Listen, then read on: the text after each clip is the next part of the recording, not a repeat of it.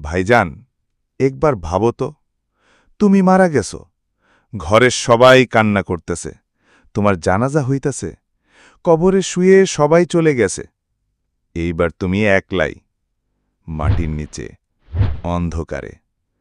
কিন্তু তোমার সাথে কি কিছু আছে? কোনো আমল? এইটা যে কি সময় ভাই!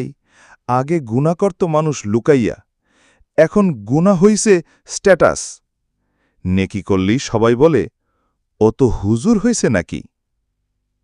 শেষ জামানা, এইটা কোনো গল্পের কথা না ভাই, এইটা হইল আমাদের চারপাশের সেই অন্ধকার যা এক চুপচাপে গিলে খাইতাছে আমাদের ঈমান, আমাদের লজ্জা, আমাদের আল্লাহর ভয়।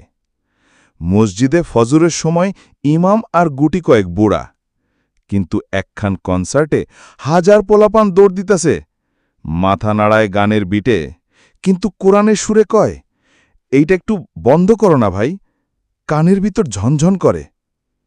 রাত ৩টা বাজে, ফোনের টুং হইলেই চোখ খুলে ফেলে, লাইক আসছে কিনা দেখার জন্য, কিন্তু আজান দিলে কয়, আরেকটু ঘুমাই। মায়ের চোখে এখন আর দোয়া নাই, আছে শুধু পানির ধারা। বাবা চুপচাপ তাকায় দেয়ালে ঝুলানো সার্টিফিকেটের দিকে, কিন্তু পোলার চোখে বিনয় নাই।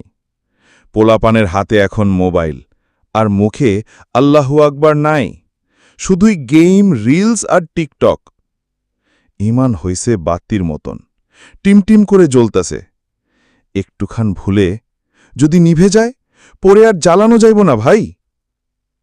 একটু থাইমা ভাবো, আজ যদি তোর জানাজা হইত, তুই কি মুখ দেখাইতে পারতি আল্লাহর সামনে? আমুলনামা কই? ডান হাতে কিছু দিছোস?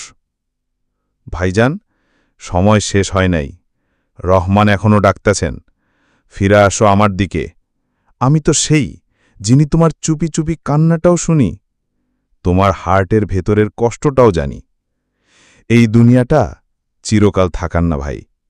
এই টাকা পয়সা, সোশ্যাল মিডিয়া, রঙিন জীবন সবই এডায় রেখা যাবি, তুই একলাই যাবি, সাথে শুধু আমল নিয়া।